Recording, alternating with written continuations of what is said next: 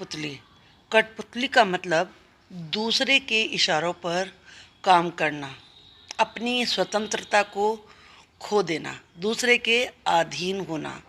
कोई कठपुतली बनना नहीं चाहता, लेकिन जो कठपुतली होती है उसकी क्या अपेक्षाएं होती हैं, क्या उसकी इच्छाएं होती हैं, वो उससे गुस्सा क्यों आता है, ये हम इस कठपुतली कविता के प्रश्न उत्तर में देखेंगे, जो कि क्लास 7th के वसंत 2 का चैप्टर 4 है। कठपुतली को गुस्सा क्यों आया? कठपुतली को गुस्सा इसलिए आया क्योंकि उसे सदैव दूसरों के इशारों पर नाचना पड़ता है और वह लंबे अरसे से धागे में बंधी है। वह अपने पाँव पर खड़ी होकर आत्मनिर्भर बनना चाहती है। धागे में बंधना उसे पराधीनता लगता है, इसलिए उसे गुस्सा आता है। कठपुतली को अपने पाँव पर खड़ी होने की इच्छा है, लेकिन वह क्यों नहीं खड़ी होती? कठपुतली स्वतंत्र होकर अपने पाँव पर खड़ी होना चाहती है, लेकिन खड़ी नहीं होती क्योंकि जब उस पर सभी कठपुतलियों की स्वतंत्रता की जिम्मेदारी आती है तो वह डर जाती है। उसे ऐसा लगता है कि कहीं उसका उठाया गया कदम सबको मुश्किल में ना डाल दे।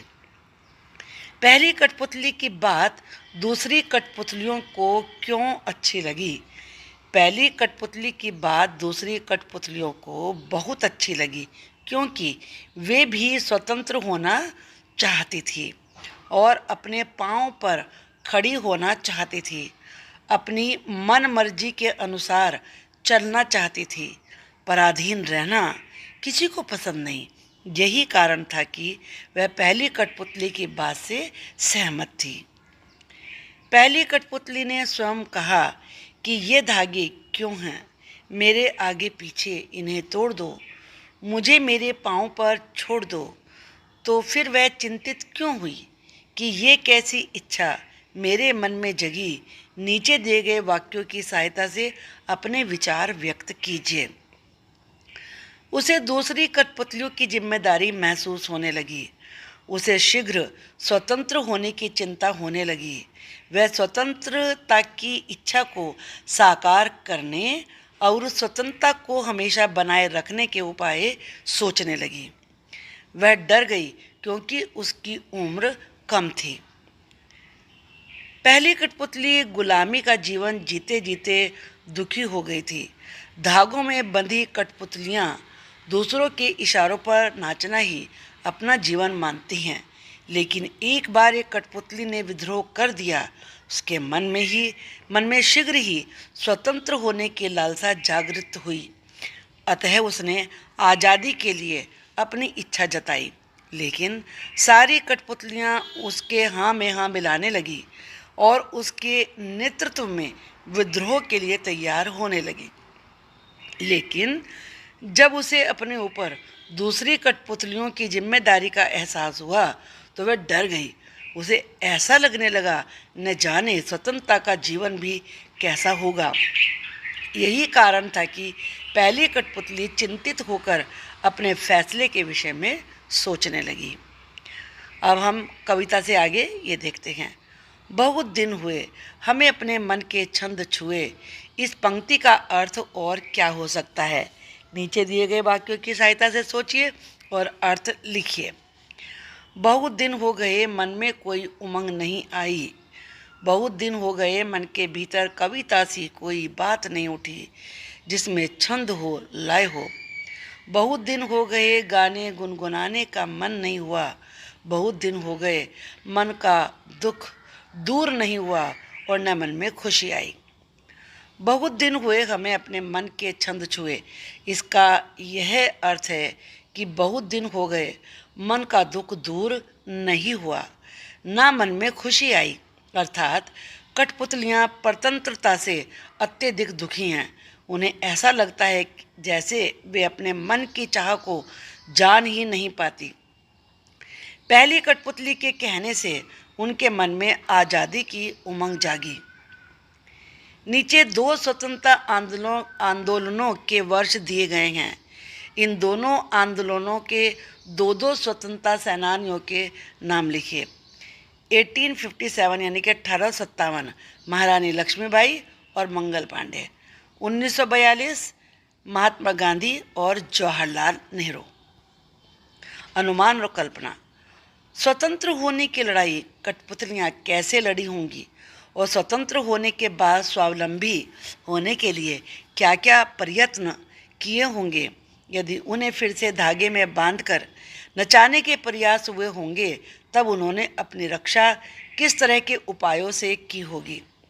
स्वतंत्र होने के लिए कठपुतलियाँ लड़ाई आपस में मिलकर लड़ी होगी। कठपुतलियों ने लड़ाई आपस में मिलकर लड़ी होगी क्योंकि सबकी परेशानी एक जैसी थी। सबको एक जैसे धागों से स्वतंत्रता चाहिए थी। पहले सभी कठपुतलियों से विचार विमर्श किया होगा। स्वतंत्र होने के बाद स्वावलंबी बनने के लिए उन्होंने काफ़ी संघर्ष किया होगा। अपने पांव पर खड़े रहने के लिए बहुत परिश्रम किया होगा। रहने, खाने, पीने, जीवन यापन की अन्य आवश्यकताओं को पूरा करने के लिए दिन रात एक किया होगा। यदि फिर भी उन्हें धागे में बंधकर नचाने का प्रयास किया गया होगा तो उन्होंने एकजुट होकर इसका विरोध किया होगा, क्योंकि गुलामी में सारे सुख होने के बावजूद आज़ाद रहना ही सबको अच्छा लगता है। उन्होंने सामूहिक प्रयास से ही शत्रुओं की हर चाल को नाकाम किया होगा। इस तरह उन्होंने अपनी आज़ादी कायम रखी होगी। अब भाषा से संबंधित हम क्वेश्चन देखते हैं। कई बार जब दो शब्द आपस में जुड़ते हैं तो उनके मूल रूप में परिवर्तन हो जाता है। कठपुतली शब्द में भी इस प्रकार का सामान्य परिवर्तन हुआ है। जब काठ और पुतली दो शब्द एक साथ हुए कठपुतली शब्द बन गया। इससे बोलने में सरलता आ गई। इस प्रकार के कुछ शब्द बनाइए, जैसे काठ यानी कि कठ से बना कठ गुलाब, कठ फोड़ा।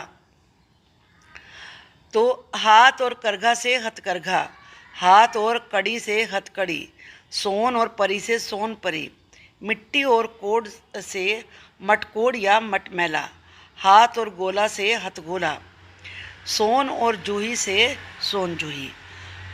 कविता की भाषा में लय या तालमेल बनाने के लिए प्रचलित शब्दों और वाक्यों में बदलाव होता है।